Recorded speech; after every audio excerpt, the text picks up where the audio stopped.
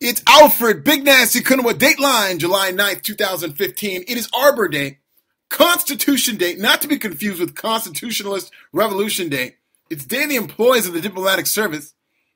It's Independence Day in South Sudan and United Provinces of South America. It's Martyrdom of the Bob. And of course, it's Nunavut Day. Go figure.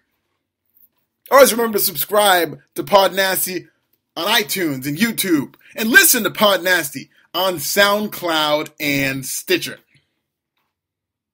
What a week, huh? We can sound the Cesaro alarms. Cesaro's 2-week run atop the WWE.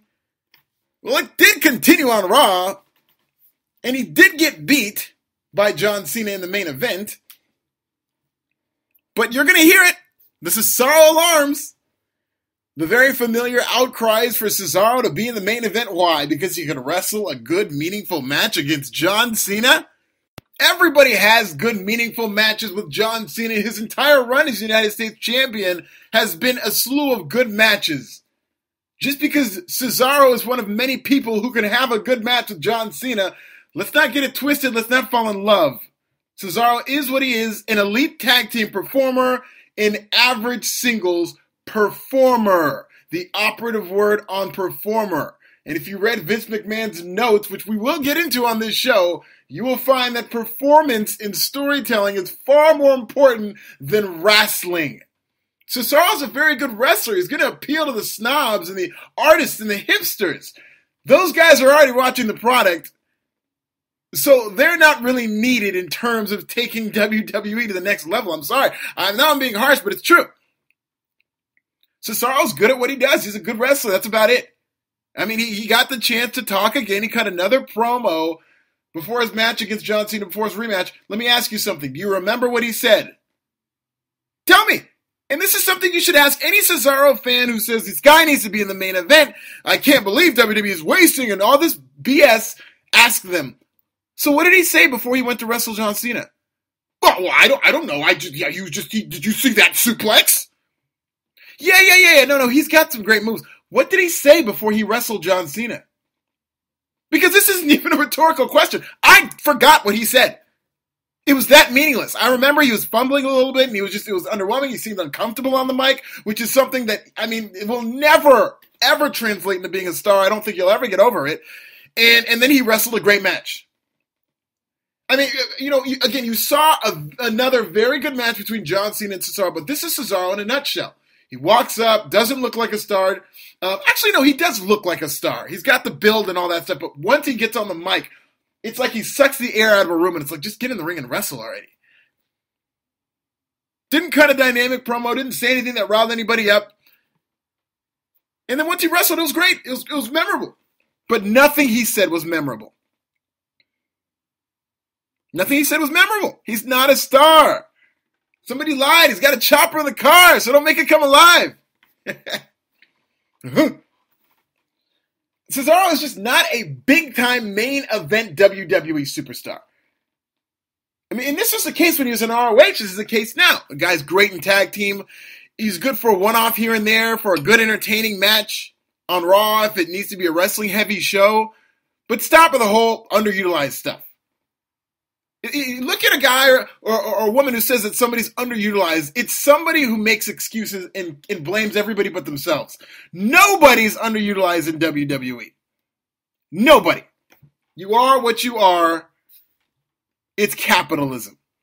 Do I think there are people on the roster who should be in a better position? Absolutely. Look at Jimmy Uso. Guy's bleeding with personality. I think the guy's begging to be used in some type of meaningful singles role. I think there's plenty of opportunities for him. But I'm going to be very careful about saying, well, the guy's underutilized. Because I really do think if he's meant to be a star, he'll be a star. It's going to happen. Either he'll ruffle some feathers or he'll go out of his way to make a push backstage. I don't know. But if he's going to be a star, it'll happen.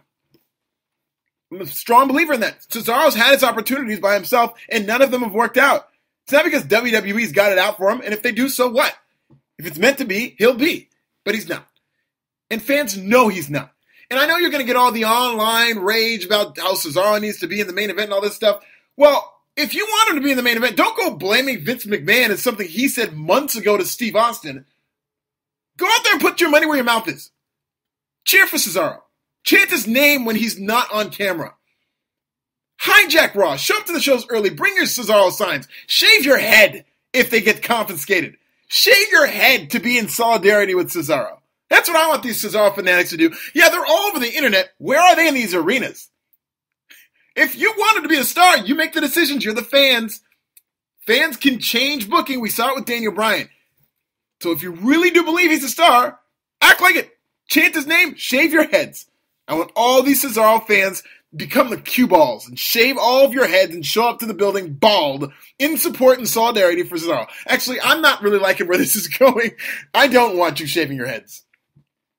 because I think I know the other 3 black people who watch wrestling, and I'm not sure they would really be into Cesaro cue balls showing up to an arena. Maybe we can get a couple 8 balls there. I don't know.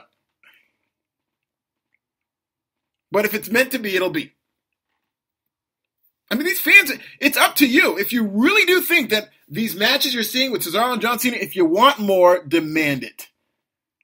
If you want more, don't pop when he wins a tag team title because you're lying to yourself. Right then and there, you cheered when him and Tyson Kidd won a tag team title because you're comfortable with him as a tag team performer.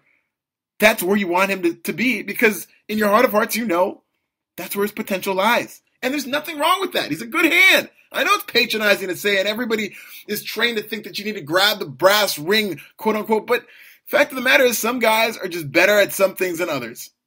Some guys are elite singles performers. Some guys are elite tag team performers. And it all shakes down. Cream rises to the top. So please stop with the Cesaro stuff. Please.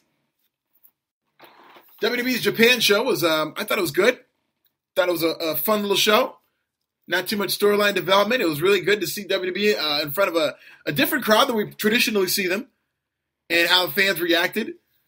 I thought the best match of the show, I really did like Finn Balor versus Kevin Owens. I thought it was up there, but I really enjoyed Chris Jericho versus Neville. I really did like it. Thought it had more energy to it. I thought they worked very well together for 2 people who had never worked together previously in WWE. I thought it was fantastic. That was a very, very, very good showcase. And Chris Jericho's far more better of a wrestler than he'll ever be a tough enough host. Let's just say that. Kind of getting nervous for Kevin Owens here because he lost on NXT headed into the Japan show. Took a pinfall to Finn Balor, then took another pinfall to Finn Balor. All this after taking a pinfall to John Cena. So he's getting to that point where he's pretty much evening out. And they're transitioning him from NXT to the main roster, and he's entering this losing streak. So it's slowly becoming to where he's more normal than ever. Kevin Owens always carried this allure about him, this kind of an invading feel. Because for his tenure in WWE, he's also had ties to NXT.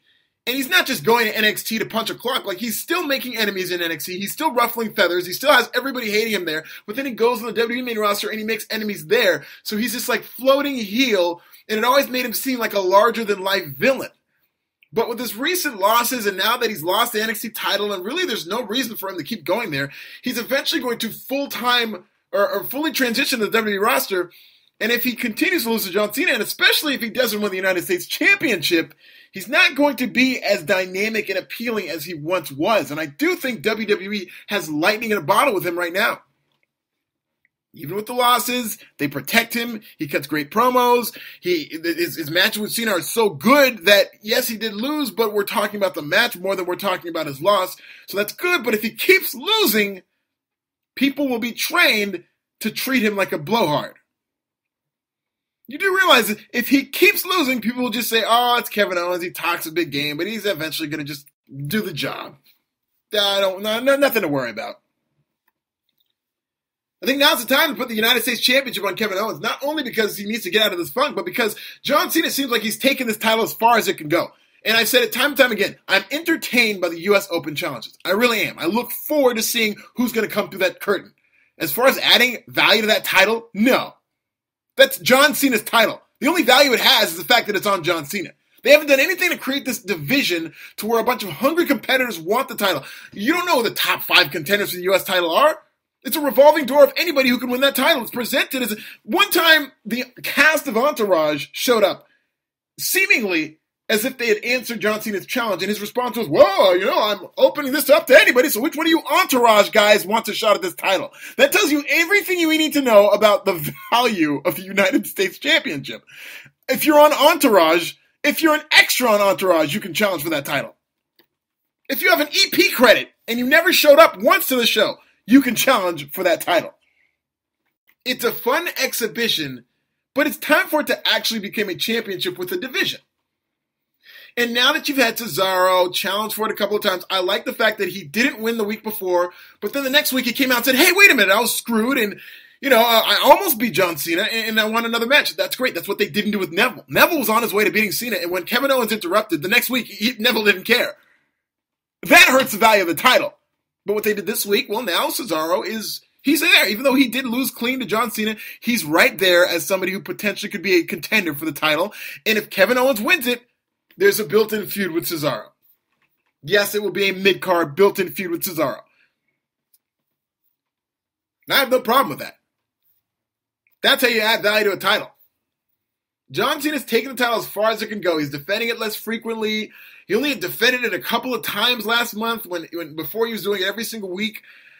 It's time, I think, for that title to transition. There's enough interest in it, not value. There's enough interest in the title to where if you just did the quick change to Kevin Owens can take that to the next level to where, okay, now it's something that can be competed for. It's a competition-based meritocracy instead of an exhibition.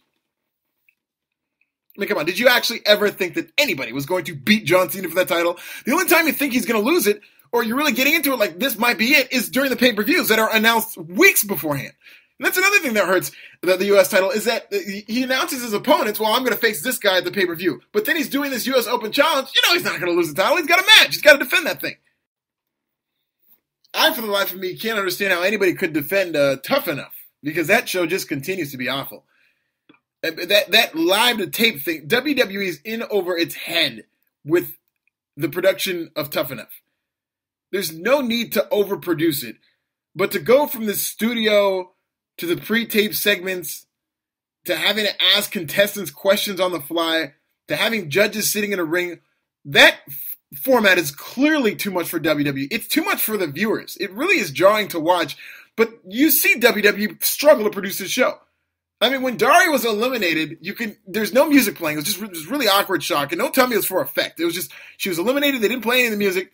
So it's just like, Daria, you've been eliminated. And then you could hear Renee Young's heels clicking as she walked up to Daria to interview her, which was just really awkward. Just one of those little television things.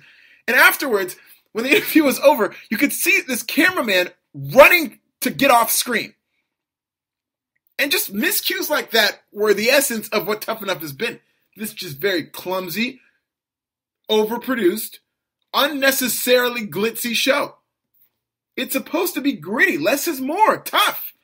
Go into a gym and work out and drive these kids into the ground and see who's tough enough. That's all the show needs to be. But they turn it into Wheel of Fortune. And Vanna White can talk. It's not good. Jericho and Renee Young were stepping on each other. It's not good. Jericho does not look like somebody who's tough. It's just a bad show. It's a bad show, and it's not a good sign when you're looking at the calendar to see when it's going to be over. In fact, Tough Talk is better than Tough Enough, and I'm not saying this as like a hipster. I'm saying this like, how does this happen? Tough Talk with The Miz, where he's just really just riffing with the contestants. I have fun watching that. I think it's funny. Miz is kind of an obnoxious guy, and he's egging these contestants on and trying to escalate their problems. That tells more of a story and makes me care more about the contestants than any time on that show, because everything else, obviously it's manufactured, as most reality shows are, but everything seems disingenuous, and none of these contestants come off as likable. None of them. None of them act like human beings. All of them, none of them act like somebody who's just got to put your nose to the grindstone and grind this out and try to win a contract. It's more, there's a lot of emphasis on, well, I'm going to beat this guy, I'm going to beat that guy. Well, if you're going to beat him, just work. Compete. I understand the entertainment value of, well, I don't like this guy and there's subplots and whatnot. But the focus of this show should be an hour of them training doing exercises. I had no problem with the character development stuff that they did. They need to do that for an entire hour. Stop going to this cheesy studio. It's just an awful show. It's like WWE's, WWE, as great as a production value can be, when they do stuff like this, it's always their impression of it. So it's like, okay, Seth Rollins is their impression of what Justin Bieber is, So they've always got like a more low rent impression. This looks like their impression of the musical reality show, which is a format that is quickly dying. It's a format that's going to be dead probably by the end of next year, to where you will not see any new shows taking on the format of who's the greatest chef, who's the best doctor. We're gonna do American heart surgery. Each week, a contestant will make his incision into immortality as he performs open heart surgery, all while trying not to get sued for malpractice. That format is quickly dying. It will be dead, and WWE will still be fledgling around with Tough Enough. I can almost guarantee you the next time they bring it back, USA will not want anything to do with it. It will be a WWE Network show. I'm sure USA Network will say, okay, we're not going to let you do this on USA unless Austin is the host. I mean, it's getting to the point where the ratings are getting so bad, I would be shocked if this was in prime time for the entire run. I can see this going to late night. I can see this going to another time slot because USA is very particular about its overall number, and Tough Enough in this time slot is bringing the number down. Always remember, the last season of Tough Enough when Austin hosted, the numbers were pretty good. Way better than they are now. The numbers were way bigger. But USA Network was a little skittish on it. They weren't as impressed because of what it meant for their overall number. So instead of immediately renewing, it took years for Tough Enough to come back, and here we are today. And the numbers are worse. Numbers are worse. My favorite story of the week involved Vince McMahon. This is incredible. With these writer notes that leaked. Now, mind you, they are from 2008, I believe. But they don't stray too far from all the stories that you've heard about Vince McMahon. And what we already know is, as people who follow wrestling closely, a lot of it isn't surprising to hear that Vince McMahon doesn't like saying belt or title. He'd rather say championship. He doesn't like saying wrestler. He'd rather say superstar. He doesn't like saying ring. He'd rather say he took her to Jared's. There's all these little quirks that Vince McMahon likes in his commentary. He prefers storytelling over screaming. He prefers storytelling over talking about every single move that occurs in the match. It is very clear that Vince McMahon sees sports entertainment as a product closer and more on par with Disney than with, the NFL or the NBA. It is far different how they present this product because they want it to be immortal. They want it to live with people forever. They want to create memories. It's like a Hallmark factory, how Vince McMahon seems to be running this company. And there's something admirable about it because you're going to get a lot of people on the internet who, this is wrestling what they're doing. No, wrestling is done in high school gyms with no insurance. That's wrestling. Okay? That's what wrestling is. Wrestling is done with very limited capacities when you're trying to get to the WWE. It's like with NFL, Chad Johnson once said, I think he said, I played football in college and now I'm an entertainer. I don't 100% agree with that, but I know where he's coming from in that these NFL players eventually become brands. Same thing with WWE, but to a greater extent because they're trying to tell you a story. Anybody can turn on the dial and see two guys rolling around. And again, that's where outsiders look at wrestling. I think that's how WWE can gain a mainstream audience is by continuing to present wrestling as sports entertainment. Because if you present it as just wrestling, as just two athletes, rolling around and doing stunts, that's going to be a lot more isolating to the mainstream casual person, to maybe your girlfriend, to maybe your mother. Instead of telling a story, they're just two guys, they're just going to fight for an hour, and then at the end, somebody's going to take a pinfall for a 3 count. Out of context, that's all it looks like to people who don't watch wrestling, and I'm sorry, but they think it looks ridiculous. If you add a little bit of pathos, if you had a storyline, well, here's my girlfriend who this guy's trying to steal. Well, I've got this really valuable championship that I've won and I want to defend. If you add these little quirks and storylines, that's where it becomes mainstream entertainment. That's where the nuances are massaged over, which, to a hipster is a nightmare to hear. But WWE is a business that only needs to grow and can only grow with a large audience, with a large mainstream audience. So I understand that, but there's so many of these quotes from the script that I thought was hilarious. My favorite of all was there was a section that said describe the environment, and it says, big bumps hurt a lot. If your brother was thrown through a table, how would you describe it? What emotions does it bring up? Seriously, do this exercise. What?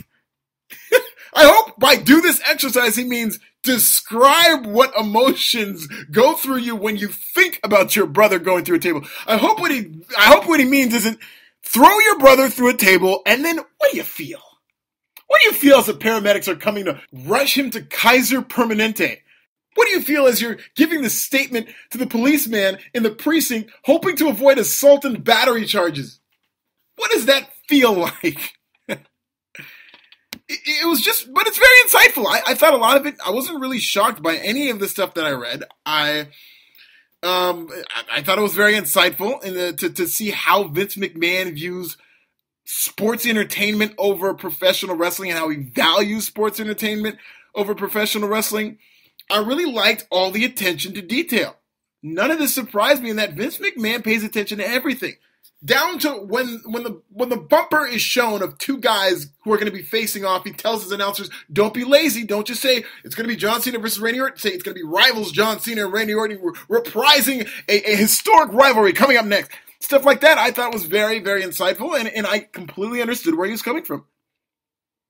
He has completely manipulated the announce team to pull at the heartstring of the viewers at home. And he's very well intended, but it's just the execution is the key. And Michael Cole's a terrible announcer. And JBL slacks off, and when he's good, when he wants to be, he's good, but when he's next to Michael Cole, that horribleness rubs off on him. It's like Michael Jordan made his teammates better. Michael Cole makes his teammates worse. And Jerry Lawler's been checked out since the 90s. You know, I thought I recognized these notes because they're usually folded up in a paper airplane on Jerry Lawler's desk. But you know, Vince McMahon's intentions are very true. And hopefully, as WWE develops announcers through the Performance Center, they'll be able to come in and pick this up and really be able to capture the essence of what Vince McMahon is saying, and that, you know, make it your own, but try to create more of an emotional connection to the product rather than just calling it as if it was a sport. Because WWE is more than a sport. It's so tough. It's so nuanced and tough to grasp that, you know, I really like this. It seems like Vince McMahon is just trying to gloss over everything and dumb it down. But when you see all these pages of these different tips and tricks for announcers, there really is a nuance to this more generalized form of storytelling that Vince McMahon wants out of his WWE announcers. There's absolutely are intricacies and difficulties in that, you know, words that you have to say, all that stuff. Yeah, it does get a little petty. It does get a little trite. But there's a method behind this madness, and it's a method that's worked the past 50-some-odd years. I just feel bad for the announcers who have to just try to memorize all this stuff and remember what you can and can't say. And, I mean, we hear the stories about Vince McMahon screaming in people's ears. It's just all points to the fact that Vince McMahon values commentary over most, if not all, aspects of professional wrestling. He used to be a commentator. You know, he was a commentator before he eventually took over WWE, and even when he did, he was commentating well into the 90s. Because he knows, telling that story, there are certain messages that they need to drive home so that fans are emotionally and therefore financially invested in the product. And don't give me this stuff up. You know what I hear a lot about Michael Cole? Whenever I criticize Cole on Twitter, the 3 or 4 people who come to his defense will always say, well, you know, his job is hard. So? A lot of people's jobs are hard. You can still get criticized for it if you suck. Being an NFL quarterback is hard. Should we give Geno Smith a pass? Should we give him 10 years with the Jets? Well, I'll give him a break. It's hard. Not hard for Tom Brady. Aaron Rodgers doesn't make it look hard. I have no sympathy for anybody who's performing a difficult job and who sucks at it. Then get a new job. Go into roofing. Do something else. Okay, so it's hard. If it's hard for you, maybe you shouldn't be doing it. If you make it look difficult to where everybody who's trying to defend you says, well, it's difficult, well, then maybe you're just not that good at it. Maybe you're just not that good at it. You know who was good at wrestling was Stone Cold Steve Austin, or as Vince McMahon would say, sports entertaining. He was a good wrestler. He's a good sports entertainer. I'm not quite sure I like the fact that he is going to be on the cover of WWE 2K16. I feel some type of way about it, as the millennials say. And I'll tell you why. Yeah, it's going to sell a lot of copies. Yes, this is a big earner for WWE, a very popular game. But doesn't it send the wrong message about this company's future? That in recent years, you had Brock Lesnar as a hallmark character on the game, then you had The Rock on the cover, then you had John Cena on the cover. Doesn't that send the wrong message about WWE's future? Right now is a time where they're in this transitional phase where you've got this first-time world champion, and Roman Reigns at any second now is going to be the heir apparent, and it's a very young core roster.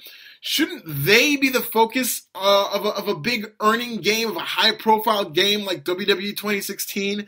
I mean, to go to that well so many times is really going to hinder your future. And I'm not freaking out over one game cover. I get it. I'm just saying this just sends the wrong message. I'm just worried that WWE is still hanging on to this attitude era and to these part-timers because they're starting to get away from these part-timers at WrestleMania. They're starting to get away from these WrestleMania main events that are filled with guys who are going to go do their one shot and leave.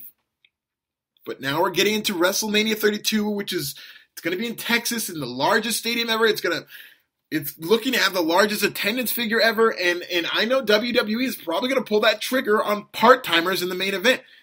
But here we go again.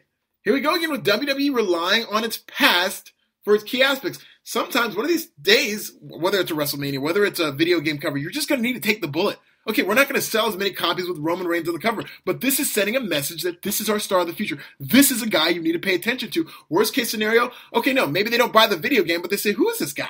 Let me get a little research on this guy. What is this guy doing on WWE 2K16? Is he going to be a big deal? Is he going to be a star? It's the informational age. We have more information than ever right in front of our fingertips. So why not just check some stuff out? Why not just put Roman Reigns out there in the universe so that people can get to know him? I just don't. It's sending the wrong message, man. We're getting into a WrestleMania that WWE's going to look to fill a 100,000 seat stadium. And while they have made an honest effort to push their future forward, I have a feeling they're going to go right back to that past. It's going to be an emergency situation where we're going to get Undertaker's Sting. We're going to get Rock versus Brock. We're going to get a lot of part-time matchups in the main events of WrestleMania. I don't even think John Cena's going to work a young guy like he's been doing the past couple of years. Maybe we'll get John Cena versus The Undertaker. I mean, you're saying if it's going to be WWE's proudest day and this event that's just setting and breaking all these records, people are going to be conditioned to treat WrestleMania like a Rocky Horror Picture Show. Like, oh, let's just do this one time. I remember when I watched wrestling. Hey, they're going to bring some guys back who were around when I watched wrestling. And then when it's over, I'm gone. I'm gone. And you're seeing that in the Raw ratings. I mean, Raw just last week had its lowest rating of the year. And the ratings have fallen off. The ratings always fall off a cliff after WrestleMania season. And it just seems to get worse every single year because now fans are conditioned to watch wrestling leading up to WrestleMania when those part-timers, when their old nostalgic favorites are around, but then when they all leave, when there's no Sting, no Undertaker, no Triple H in a wrestling role, no Shawn Michaels, no Brock Lesnar, when all those guys just take off, and you've spent months building around them for your biggest show of the year, people are going to take off too. Hey, why should I stick around? And that's what WWE is doing by adding Stone Cold Steve Austin to the cover of WWE 2K16, which I will repeat, no, it's not the end of the world. No, it's not that much of a red flag, but it does concern me that WWE is continuing to rely on its past to sell its current product. Always remember to subscribe to PodNasty on iTunes and YouTube, and listen on SoundCloud and Stitcher. Now, if you'll excuse me, I have to be on the cover of Tough Enough 2K16.